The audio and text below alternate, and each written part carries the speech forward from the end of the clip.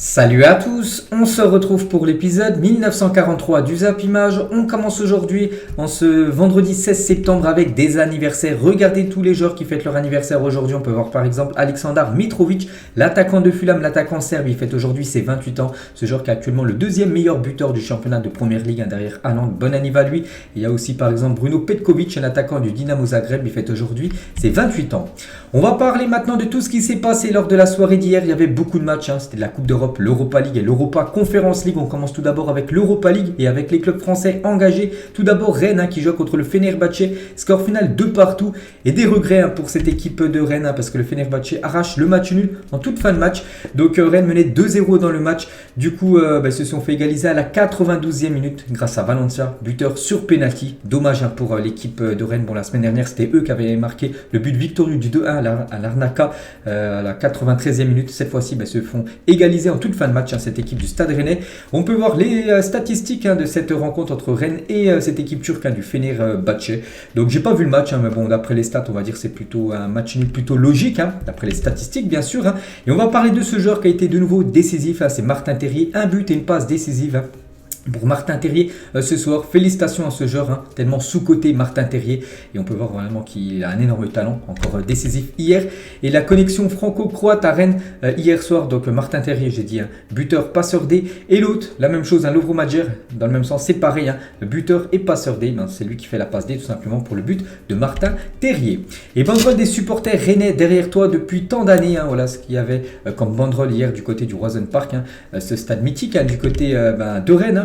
Et dans l'autre match de ce groupe de Rennes et le Fenerbahçe, c'était entre l'équipe du Dynamo Kiev et l'équipe de l'Arnaca, que Rennes s'est imposé 2-1 la semaine dernière.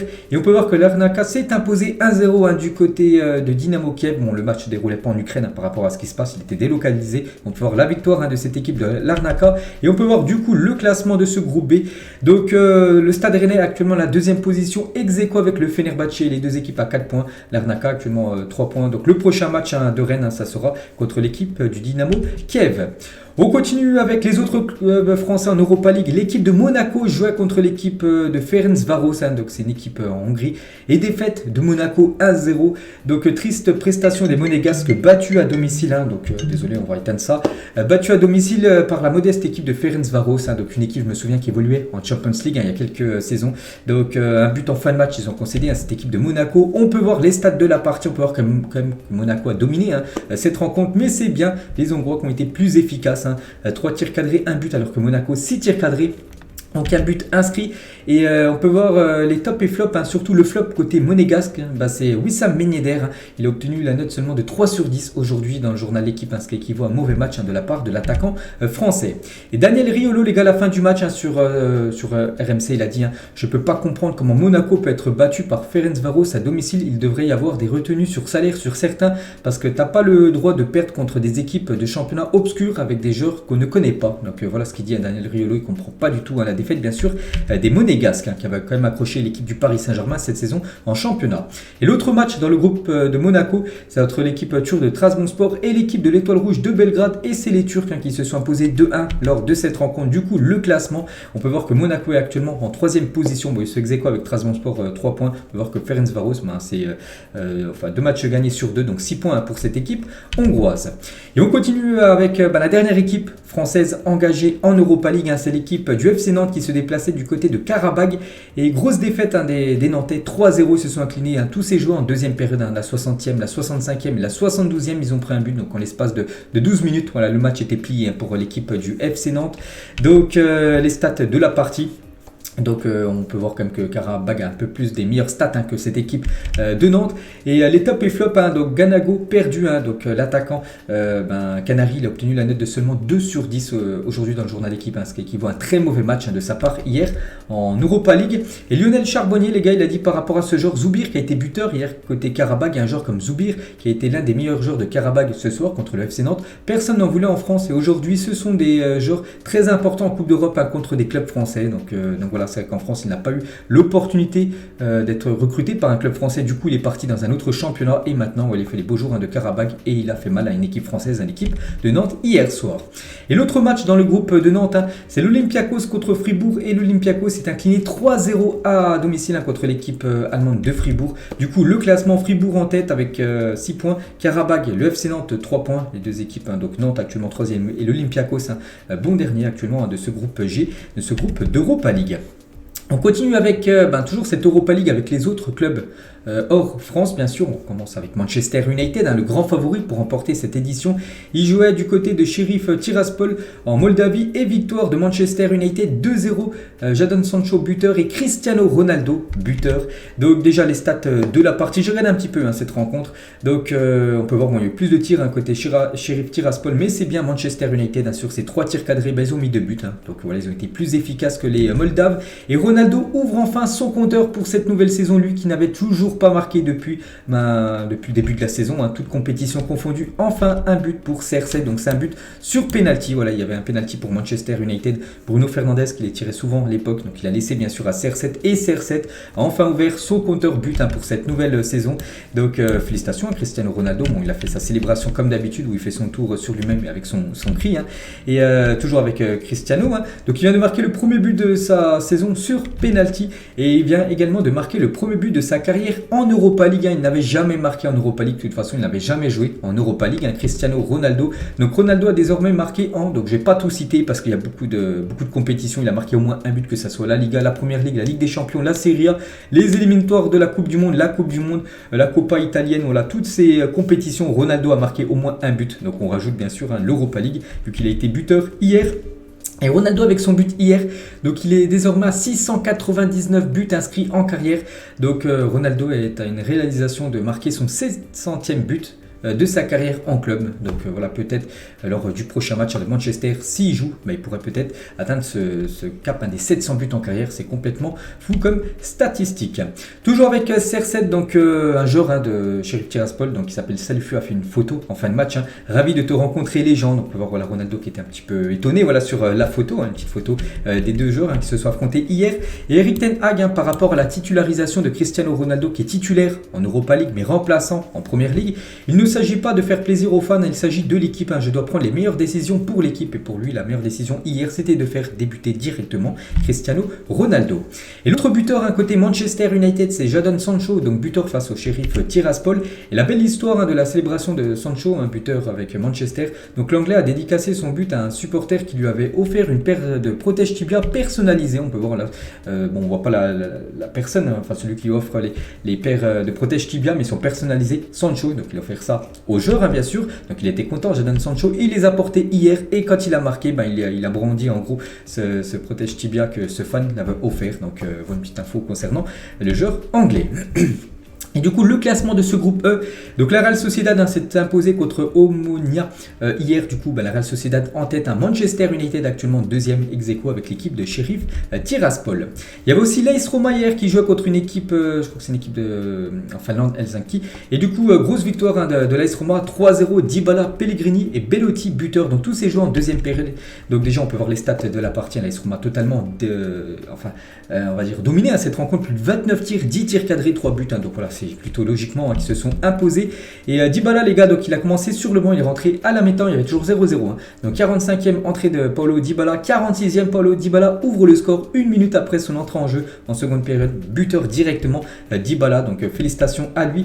Donc on peut voir sur ses derniers matchs, il est souvent décisif contre Helsinki hier, donc buteur, contre Empoli, buteur, passeur D, Monza, double buteur contre la Juventus, passeur D, donc tout va bien maintenant pour Dybala du côté de l'AS Roma. Et on peut voir que l'AS Roma hier a disputé cette rencontre avec son nouveau troisième maillot qu'ils ont dévoilé juste avant la rencontre. Donc voilà, c'est officiel, le nouveau troisième maillot de cette équipe de l'AS Roma. Quelques photos voilà, de ce nouveau maillot, bien sûr. On peut voir Belotti en train de le porter, buteur, c'est le dernier buteur. On peut voir aussi Pellegrini. Et Pellegrini, les gars, une petite info concernant Pellegrini. Donc il a reçu le trophée du meilleur joueur de la saison dernière en Europa Conference League.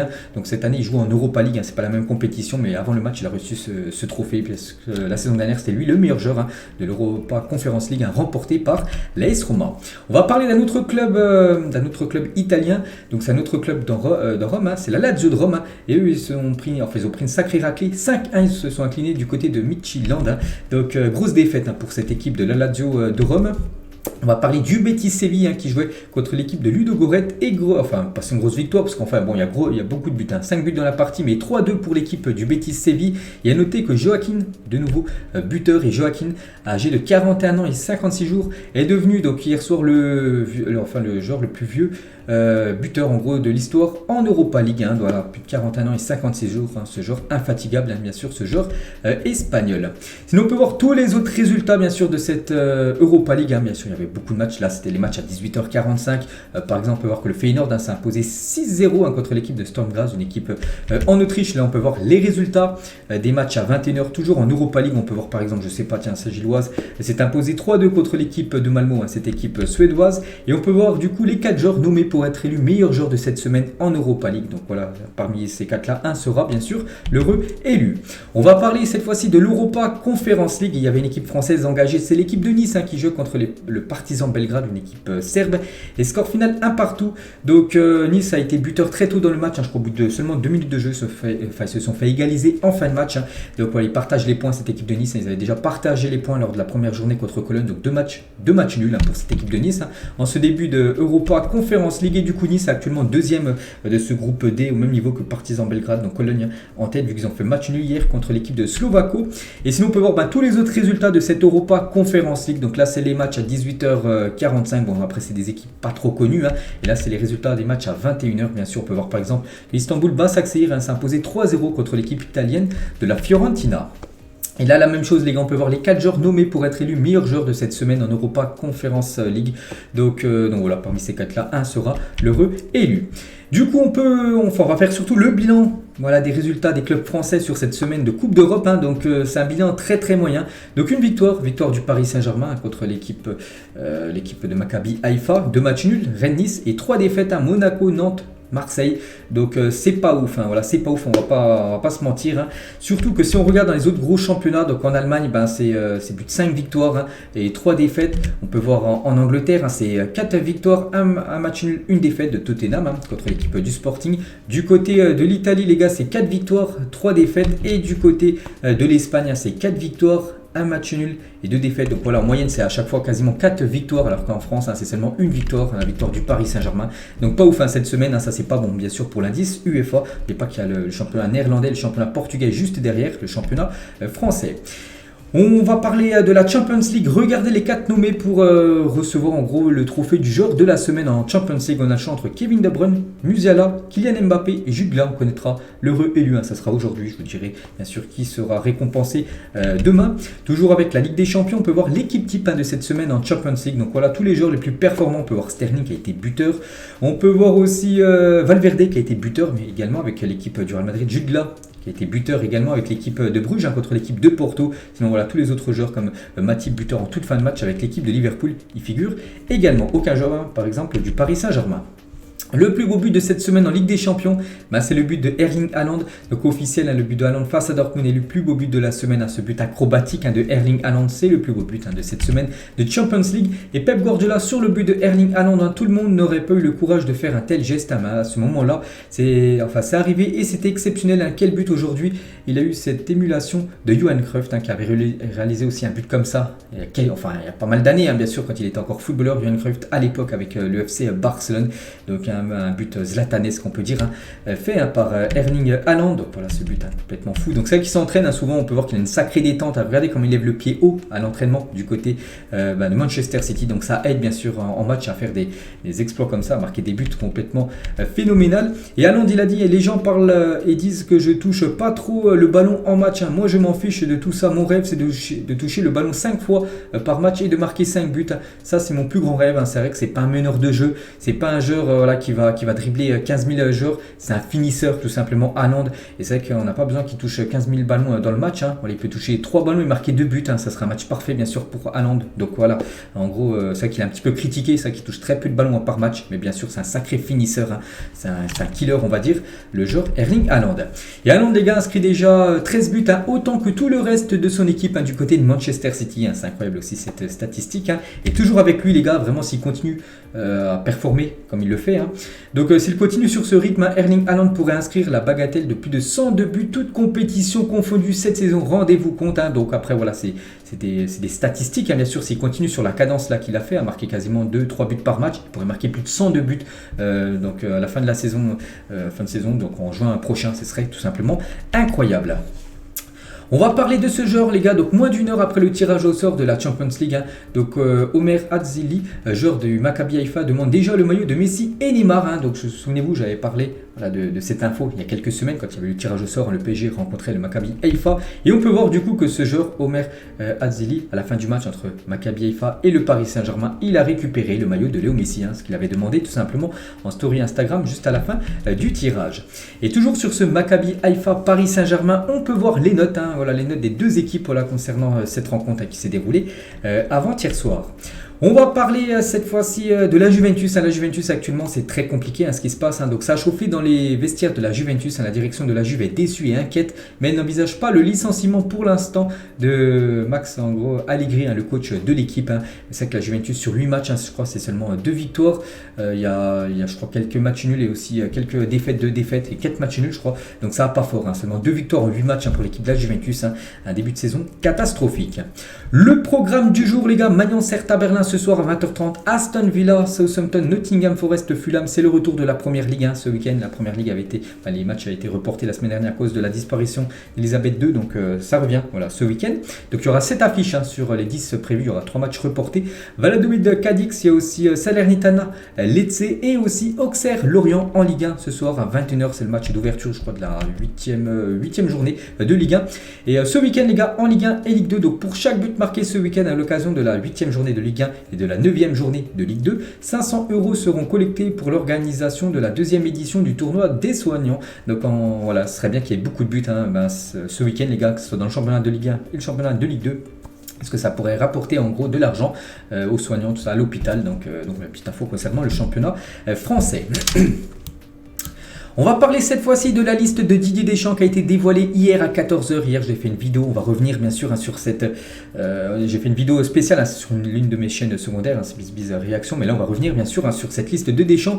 Donc voilà tous les joueurs convoqués pour les 2 prochains matchs. Donc ça sera France-Autriche jeudi prochain et Danemark-France. Donc ça sera dimanche 25 prochain. Donc à Copenhague. Donc c'est 2 matchs de Ligue des Nations. Donc voilà tous les joueurs convoqués en gros. Donc tout d'abord, le retour les gars d'Olivier Giroud. Et ça, c'est une très bonne nouvelle. Je voulais absolument que Giroud soit de nouveau convoqué. Il est convoqué peut-être avec l'absence de Benzema. Donc c'est pour ça qu'il vient tout simplement. Olivier Giroud et Deschamps à propos d'une potentielle convocation d'Olivier Giroud pour la Coupe du Monde. Donc là c'est juste pour les 2 prochains matchs de la Ligue des Nations. Donc il a dit Olivier est là. La réponse vous l'aurez dans 2 mois. Tout évolue et rien n'évolue parfois. Donc pour l'instant on ne sait pas. On ne sait pas s'il sera convoqué ou non Giroud pour cette future Coupe du Monde. On espère même s'il n'aura pas ce statut je pense de titulaire. Le mettre en tant que remplaçant super sub. Je pense qu'il peut aider énormément pour l'équipe de France lors de la Coupe du Monde. Lui les gars, il fait également son retour et ça aussi c'est une très bonne nouvelle. C'est Ousmane Dembélé qui fait son retour avec les Bleus. Il n'a plus joué en sélection depuis sa blessure contre l'Hongrie à l'Euro le 19 juin 2021. Ça fait plus d'1 an et demi quasiment qu'il n'avait pas été convoqué par l'équipe de France, donc par Deschamps en France en gros. Donc voilà, il fait son retour Ousmane Dembélé, ça c'est amplement mérité. Ferland Mendy les gars. Un autre joueur de Liga, donc le défenseur gauche du Real Madrid lui aussi qui n'avait pas été convoqué lors du dernier rassemblement, il est sélectionné en équipe de France. Bonne nouvelle pour lui parce qu'il est bon du côté du Real Madrid. William Saliba de nouveau dans la liste de Didier Deschamps, la même chose pour Jonathan Klaus de nouveau appelé, la même chose aussi pour l'autre Marseille Matteo Guendouzi également convoqué pour jouer ces 2 prochains matchs de l'équipe de France. Des nouveaux les gars, donc Benoît Badiachil et Youssouf Fofana sont appelés pour la première fois en équipe de France A. Eux qui avaient déjà joué bien sûr avec l'équipe de France Espoir, cette fois-ci c'est avec l'équipe de France A. Donc félicitations aux 2 monégasques aussi. Randal Kolo Muani, l'ancien joueur de Nantes, maintenant joueur de Francfort, est également appelé en première fois avec l'équipe de France A. Donc voilà les 3 nouveaux on va dire du côté de l'équipe de France A. Donc ils sont jeunes, voilà, Kolo Muani ça a 23 ans, Fofana 23 ans et Badiachil seulement 21 ans, le défenseur monégasque. On va parler de Deschamps par rapport à Antoine Griezmann, également convoqué. Au moins, il n'est pas fatigué. Il a une situation que vous connaissez, vu qu'il ne peut pas jouer plus de 30 minutes. Vous savez, du côté de l'Atlético, je ne vais pas rentrer dans ce domaine-là. Ça limite son temps de jeu. Sur le temps de jeu accordé, ça reste un joueur décisif pour son club. C'est vrai que j'avais parlé qu'il avait été buteur quand même quelques fois, Antoine Griezmann. Pourtant, qu'il jouait peu du côté de l'Atlético, mais il a répondu présent, bien sûr, dans le peu de minutes qu'il a joué. Et Deschamps, sur le contexte actuel autour de l'équipe de France, il n'y a rien qui m'agace, mais ce n'est pas le climat le plus apaisé que j'ai pu connaître. C'est de l'instantané. C'est beaucoup de buzz atténué des vérités qui ne le sont pas par rapport surtout à l'affaire des frères Pogba, bien sûr, où ça a interagi avec l'équipe de France. Et voilà, Deschamps sur les marabouts, il a dit chacun a cette liberté de croyance. Moi, ça ne me pose pas de problème. Je ne suis pas là pour juger. Si ça peut permettre à certains de se sentir mieux, ça fait partie de l'environnement du sport et en dehors du sport. Donc voilà ce que dit Deschamps par rapport au contexte actuel autour de l'équipe de France, parce que c'est vrai qu'il y a pas mal de buzz autour des Bleus actuellement. Et toujours avec Deschamps interrogé sur Noël Le Graët, je ne vais pas rentrer là-dedans, ce n'est pas mon domaine. Qu'est-ce que vous voulez que je vous dise? Parce que vous savez que Noël Le Graët, les gars, par le magazine SoFoot, il a été accusé en gros de pas mal de choses. Donc Noël Le Graët va être reçu donc, ce matin là, par la ministre des Sports suite aux révélations du journal SoFoot. On en a parlé il y a quelques jours. Et officiel, la FFF dépose plainte pour diffamation contre le magazine SoFoot. Donc voilà une petite info de plus sur l'équipe de France. En gros, voilà, il y a pas mal de buzz quand même autour des Bleus actuellement. On revient les gars sur la liste de l'équipe de France. On va parler cette fois-ci des joueurs non convoqués. Tout d'abord, Boubacar Kamara. Il avait été sélectionné lors du dernier rassemblement. Cette fois-ci, il n'a pas été convoqué. Deschamps, il a dit: je n'ai jamais appelé un joueur pour le bloquer. Si je l'ai convoqué, c'est parce que j'avais besoin de lui à ce moment-là, donc lors du dernier rassemblement. Donc là, il n'avait pas besoin de Boubacar Kamara. C'est pour ça qu'il ne l'a pas appelé. Il a parlé aussi de Kalulu, qui aurait pu être sélectionné. Ce joueur qui est très performant du côté de l'AC Milan. Il est dans la sélection des espoirs. C'est un joueur qui est performant aussi dans un registre où il y a énormément de joueurs performants. Bien sûr, quand je regarde les matchs de Milan, je le vois. Donc il dit qu'en gros, mais il y a une énorme concurrence en défense centrale du côté de l'équipe de France. Donc c'était compliqué encore, pour l'instant, de le prendre. Peut-être pour le futur, bien sûr, là, il pourrait jouer avec l'équipe de France A. Mais là, cette fois-ci, il est convoqué avec l'équipe de France Espoir. Saint-Maximin, les gars, il aurait mérité, lui également, d'être dans le groupe de l'équipe de France. Dommage, Deschamps ne lui a pas donné sa chance. Toujours pas d'Alban Lafont en équipe de France, dommage. Donc il y a Mike Maignan, Hugo Lloris, donc ces deux-là, on ne les touche pas. Le troisième, c'est Alphonse Areola. Je pense que Alban Lafont mérite plus qu'Alphonse Areola. Bon, après, voilà, c'est Deschamps, bien sûr, qui fait ses choix. Donc pas de Karim Benzema pour le prochain rassemblement des Bleus. Donc le Madrilène est trop juste suite à sa récente blessure. Il devrait même être forfait Karim Benzema pour le match contre l'Atlético Madrid après-demain. On va parler toujours de l'équipe de France et cette fois-ci la liste des espoirs pour les 2 prochains matchs de l'équipe de France. Donc voilà tout le groupe, nos Kalulu qu'on parlait juste avant est bien dans la liste. Gusto, je sais pas, Wesley Fofana, le défenseur de Chelsea qui aurait pu être dans la liste de l'équipe de France A. Donc il est avec les espoirs. Donc voilà cette liste monstrueuse quand même pour l'équipe de France Espoir. On peut voir aussi la liste de l'équipe de France U20, donc deux matchs contre la Tunisie. Donc 2 matchs, Tunisie et Tunisie, donc le 21 et le 24 septembre et les U19. Un match contre le Portugal, contre la Finlande et contre la Serbie. Voilà le groupe des U19 français convoqués. On va continuer avec les autres listes convoqués, en gros des sélections A. Le Portugal, donc la liste des joueurs portugais retenus par Fernando Santos pour affronter la République tchèque et l'Espagne lors des matchs de Ligue des Nations. Et on peut voir que quelques joueurs ne sont pas là. Donc tout d'abord un joueur qui est là, lui c'est Thiago Diallo. Lille est appelé pour la première fois du côté de la sélection portugaise. Mais par exemple Gonzalo Guedes ne figure pas dans la liste. Raúl Moutinho, le joueur de Wolverhampton, ne figure pas dans la liste. Également Nuno Tavares qui est très bon du côté de Marseille. Il ne figure pas dans la liste. Le défenseur gauche de l'OM, pourtant il a été élu Olympien du mois par les supporters de l'OM le mois dernier, le mois d'août, mais voilà, il ne figure pas avec la sélection portugaise. Un coup dur quand même pour Nuno Tavares parce qu'il aurait mérité vu ce qu'il montre actuellement. Et toujours très choquant, toujours avec cette sélection portugaise, malgré une fin de saison et un début d'exercice 2022-2023 incroyable de la part des joueurs du Sporting. Aucun joueur du Sporting n'a été appelé avec la sélection principale du Portugal, ni même avec les U21. On sait que le Sporting, là par exemple, a gagné 2-0 contre l'équipe de Tottenham là, en Champions League il y a quelques jours. Et c'est qu'il y a pas mal de joueurs portugais du côté du Sporting et aucun a été appelé en sélection portugaise, que ce soit l'équipe A et l'équipe U21. Donc voilà, bon après bien sûr ça fait des choix et ça fait surtout débat. La liste de l'Allemagne pour affronter la Hongrie et l'Angleterre lors des futurs matchs de Ligue des Nations. Voilà la grosse team bien sûr de la Mannschaft. la liste de l'Angleterre pour affronter l'Allemagne et l'Italie également en Ligue des Nations. Et à nouveau les gars, c'est Ivan Toney qui est le dernier de cette liste tout en bas. Donc 26 ans, Brentford va connaître sa première sélection avec l'Angleterre, hein, donc félicitations à lui. On peut voir aussi la liste de l'Argentine pour jouer contre le Honduras et la Jamaïque là pour ces deux matchs, je pense que c'est deux matchs amicaux bien sûr pour préparer cette future Coupe du Monde. Toujours avec la Coupe du Monde les gars, et c'est officiel. Donc officiel, Nike dévoile les nouveaux maillots domicile, les nouveaux maillots domicile extérieur de l'équipe de France pour cette Coupe du Monde 2022. Donc voilà, c'est officiel, hein, ces deux maillots sont les maillots pour la future Coupe du Monde. Donc le maillot bleu, ça sera le maillot domicilié, le maillot blanc avec le short bleu sera le maillot extérieur de l'équipe de France, hein, pour cette future Coupe du Monde. Voilà, c'est officiel, hein, Nike a dévoilé pas mal de maillots hier, dont le maillot de l'équipe de France. La même chose pour le maillot du Portugal, hein. Le Portugal dévoile ses nouveaux deux maillots. Donc le maillot rouge et vert, le maillot domicile, le maillot blanc avec la barre verte et rouge sera le maillot extérieur du Portugal. Ronaldo avec ce maillot, bien sûr, de la sélection portugaise pour la Coupe du Monde, certainement la dernière Coupe du Monde que va disputer Cristiano Ronaldo. Donc le maillot domicile et le maillot extérieur, hein, porté par Ruben Dias, hein, le défenseur de Manchester City. Et toujours avec le Portugal, on peut voir le maillot aussi d'échauffement du Portugal pour la Coupe du Monde, hein, qui a été dévoilé également hier. On va parler cette fois-ci toujours de Nike, hein, qui a dévoilé beaucoup de maillots, j'ai dit. Donc cette fois-ci c'est l'Angleterre, hein, qui a dévoilé ces deux nouveaux maillots. Le maillot domicile, hein, que je trouve très très beau, hein, pour cette sélection anglaise. Et le maillot extérieur, hein, sera un maillot de couleur rouge, hein, pour cette équipe. Je pense qu'il peut faire vraiment une très belle Coupe du Monde, hein, cette sélection anglaise. Donc voilà les deux maillots de cette équipe. Cette fois-ci les maillots du Brésil. Donc le maillot domicile du Brésil, un maillot, hein, sans surprise, de couleur jaune. Et on peut voir donc voilà le jaune. Et le maillot extérieur sera un maillot de couleur bleue. Et à noter même qu'il pourrait peut-être avoir un troisième maillot pour le Brésil qui pourrait peut-être être de couleur noire, hein, voilà pour cette sélection brésilienne.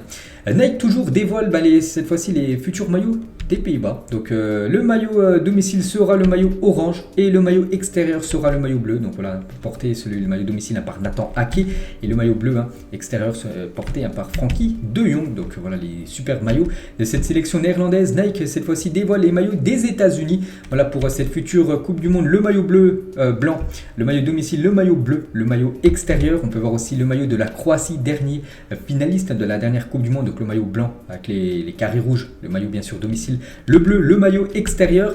On peut voir aussi que Nike dévoile le futur maillot du Canada. Ils ont aussi dévoilé, Nike, hein, toujours, le futur maillot du Qatar, hein, voilà, qui organise, hein, bien sûr cette Coupe du Monde, hein. Donc voilà le maillot domicile et le maillot extérieur, hein, de cette équipe qatari, on peut dire. Les maillots de l'Arabie Saoudite a aussi qualifié, hein, pour la Coupe du Monde. Donc là c'est les maillots du Nigeria, donc c'est égal, on a l'impression que c'est les mêmes mais c'est pas les mêmes, hein. Donc là c'est l'Arabie Saoudite et là c'est les maillots du Nigeria. Donc voilà le maillot domicile et le maillot extérieur, hein, pour cette équipe africaine. On peut voir aussi le maillot du Pays de Galles domicile extérieur et aussi le maillot du Ghana domicile extérieur, hein, pour cette future Coupe du Monde. Et les cotes Betclic pour le vainqueur du mondial, on peut voir que c'est le Brésil qui a la plus petite cote. Donc en gros c'est l'équipe favorite, hein, pour remporter cette future Coupe du Monde, une cote à 5,50, voilà pour remporter cette future Coupe du Monde. L'équipe de France une cote à 6, l'Angleterre une cote à 7, l'Allemagne une cote à 12, le Danemark une cote à 25, ou par exemple le Sénégal une cote à 80 pour remporter cette future Coupe du Monde. Et toujours avec les maillots, cette fois-ci on va parler d'un maillot d'un club, et c'est le Bayern Munich qui jouera avec un maillot unique ce week-end à l'occasion de la fête de la bière, hein, du côté de l'Allemagne. Donc voilà, ça sera ce maillot porté, hein, par l'équipe du Bayern qui joue, je ne sais plus c'est contre qui, hein, qui vont jouer à cette équipe du Bayern. Voilà, ça sera ce maillot spécial qui sera porté bien sûr par cette équipe bavaroise ce week-end. On va parler du jeune Gavi, les gars. Regardez la une Journal Sport aujourd'hui. Donc Gavi, en gros, présente le présent et le futur, hein, parce que Gavi, les gars, il a dit je veux réussir ici. La une Journal Sport, la une Journal Mundo Deportivo carrière. J'avais dit, les gars, c'est officiel. Il prolonge son contrat jusqu'en 2026. Hein, donc voilà, la Masia, 186e joueur, sortir du centre de formation du FC Barcelone et évoluer avec l'équipe première. Voilà, Gavi, nouveau contrat jusqu'en 2026. On le félicite, bien sûr, hein, le jeune crack du FC Barcelone. Il a seulement 18 ans, hein, donc en 2026, à la fin de son contrat, il aura seulement 22 ans, donc il sera toujours en début de carrière, on peut dire. Et les 7 joueurs du Barça qui possèdent une clause à 1 milliard d'euros, donc Gavi, hein, il y a aussi Ansu Fati, Pedri, Ferran Torres, Araujo, Rafinha et Jules Koundé. Donc voilà, Gavi, les gars, a une énorme clause maintenant, 1 milliard d'euros. Et on peut voir qu'il a mis un petit message sur son compte Instagram. Et on peut voir que beaucoup de ses coéquipiers du côté du Barça l'ont félicité par rapport à sa prolongation, que ce soit Baldé, le défenseur, Pablo Torre, Ansu Fati, Ousmane Dembélé, Koundé ou même Aubameyang, l'ancien joueur du FC Barcelone. Et hier, il était, parce qu'il était au Camp Nou lors de la cérémonie de prolongation, il est parti rapidement à la boutique du club, signer quelques autographes, tout ça, faire quelques photos. On peut voir qu'une supportrice du Barça est allée donner son numéro à Gavi. Donc c'est une vidéo, bon j'ai pris quelques screenshots, donc elle est partie vers lui. Elle avait une écharpe. Elle a fait signer, puis elle lui a donné, on peut voir là qu'elle lui tend un papier avec son numéro. On peut voir que Pedri, bien sûr, a pris le numéro. Donc est-ce qu'il va l'appeler ou pas? Ça, je ne sais pas. Toujours avec le Barça, donc cette fois-ci on va parler de Pedri, un autre crack du côté du FC Barcelone, avec le maillot 2023-2024, parce que ce maillot, pour la future saison du Barça, les gars, bon il n'a pas été encore dévoilé officiellement, mais il va ressembler à ça, c'est quasiment sûr. Donc voilà, le futur maillot du FC Barcelone pour la saison future. On va parler d'Alexandre Lacazette, et sans voix depuis le début de l'été. Alexandre Lacazette sera opéré des cordes vocales durant la trêve internationale, là dans quelques jours. Il souffre d'un polype aux cordes vocales, c'est pour ça, je ne sais pas si vous avez entendu, il avait fait une déclaration lors du match à la fin contre Monaco, donc c'est vrai qu'il a une voix un peu bizarre parce qu'en gros il a un gros problème, il souffre d'un polype aux cordes vocales, c'est pour ça qu'il va se faire opérer tout simplement, Alexandre Lacazette. Donc bon rétablissement bien sûr à lui, donc il devrait manquer aucun match. Il devrait être de retour à la fin de la trêve internationale, bien sûr, avec l'équipe de Lyon. Toujours avec l'OL, donc Peter Bosz a jusqu'à mi-novembre, soit après Lyon-Nice, pour faire revenir son club sur le podium. Donc passer ce délai sans atteindre l'objectif fixé, sa place sera alors en danger. Les prochains matchs face au PSG et Lens sont très importants pour lui, parce que voilà, il doit faire revenir l'équipe de Lyon sur le podium, parce que si voilà, il y a des mauvais résultats, il pourrait se faire licencier dans les prochaines semaines. Officiel, Seko Fofana fait son retour en sélection ivoirienne. Et ça c'est amplement mérité pour ce joueur qui a prolongé, on le sait, du côté de Lens. C'est que depuis quelques temps, bon c'est lui qui avait voulu ne plus jouer avec la sélection ivoirienne, il avait été mis de côté, et du coup maintenant voilà, il veut revenir avec la Côte d'Ivoire, et le sélectionneur ivoirien l'a appelé. Ça bien sûr c'est une très bonne nouvelle pour lui, pour la Côte d'Ivoire bien sûr, parce que Seko Fofana c'est un crack, on peut le voir quand même depuis quelques mois. Officiel, James Rodriguez est un nouveau joueur de l'Olympiakos, cette équipe grecque. Donc James Rodriguez et Marcelo réunis à l'Olympiakos, deux anciens joueurs du Real Madrid, nouveaux joueurs de cette équipe grecque, qui va pas fort actuellement en Europa League, deux matchs de défaite, ils sont inclinés hier 3-0 contre l'équipe de Fribourg.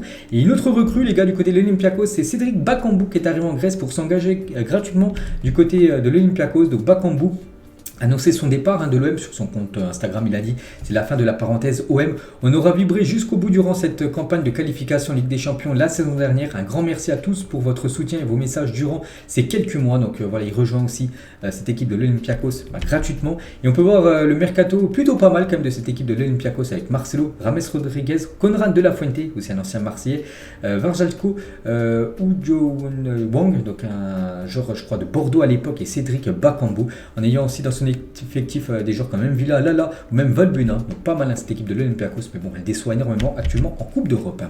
Un autre transfert, les gars, donc lui aussi il était libre. Donc son club depuis juillet dernier, Andy Carroll, 33 ans, a signé à Reading en Championship. Donc il a signé un contrat de 4 mois du côté de cette équipe qui évolue en deuxième division anglaise. Eric Bailly sera absent 2 à 3 semaines pour soigner sa blessure musculaire à la cuisse. Donc annonce l'équipe, donc les forfaits là pour le match de l'OM ce week-end. Lui aussi les forfaits, les gars, touchés à la cuisse gauche. Hakan Çalhanoğlu devrait manquer 20 jours de compétition. Donc voilà, une mauvaise nouvelle bien sûr pour l'équipe de l'Inter Milan. Petite info concernant Andy Delors, je présente mes excuses au peuple algérien. Je suis pressé de revenir en sélection. J'avais pris une décision trop rapidement en cachant des choses au coach par rapport à un problème perso qui a fait que je ne pouvais pas partir si loin de ma famille. C'est pour ça qu'il avait refusé en gros de jouer avec l'Algérie. Souvenez-vous, il avait refusé en gros la convocation de Djamel Belmadi et maintenant en gros il s'excuse. Il veut revenir tout simplement, il est pressé de revenir en sélection algérienne. Carlo Ancelotti par rapport à Camavinga, donc c'est vrai qu'il parvient mieux à changer les matchs lorsqu'il est remplaçant. Êtes-vous d'accord avec lui? Donc voilà, en gros, il préfère maintenant prendre Camavinga plus comme un remplaçant qu'un titulaire, parce qu'en gros, il est plus performant quand il rentre en cours de jeu que quand il débute directement en tant que titulaire. Antonio Conte sur Yves Bissouma, grosse recrue lors de ce mercato du côté de Tottenham. Le seul joueur qui a du mal pour l'instant sur le plan tactique, c'est Yves Bissouma, mais il va progresser, il a progressé. Je fais le meilleur choix pour lui, pour le protéger. Il est bon, mais il doit être plus vigilant. Voilà ce qu'il a pu dire Antonio Conte en conférence de presse. Léo Messi, les gars, sur son compte Instagram, un génie unique dans l'histoire du tennis, un exemple pour tout sportif, tout le meilleur dans ta nouvelle étape. Cela nous manquera de te voir sur le terrain, nous faire profiter, parce que c'est vrai que c'est pas un footballeur, mais ça reste une légende, tout le monde le connaît, malgré que c'est pas du foot. C'est un tennisman, les gars, c'est Roger Federer. Et hier, il a annoncé simplement sa retraite, sa carrière professionnelle. Voilà, il dit stop tout simplement au tennis. Donc n'oubliez pas qu'il a quand même remporté 20 tournois du Grand Chelem et 103 titres en simple et 310 semaines comme numéro 1 mondial. Et bien sûr, c'est un grand fan de football. Il y a des légendes du foot comme Léo Messi, bien sûr, qui lui rend hommage. Et on peut voir quelques photos de Roger Federer, ce champion de tennis en mode footballeur. Là, par exemple, avec le maillot du Brésil, avec la légende brésilienne Pelé. Il a fait aussi quelques photos avec le regretté Diego Maradona. Quelques fois avec Toni Kroos ou même, tiens, par exemple, avec le portugais Luis Figo. Donc voilà, les gars, la fin de cet épisode. J'espère que ça vous a plu. On se retrouve demain pour le prochain numéro. Ciao à tous!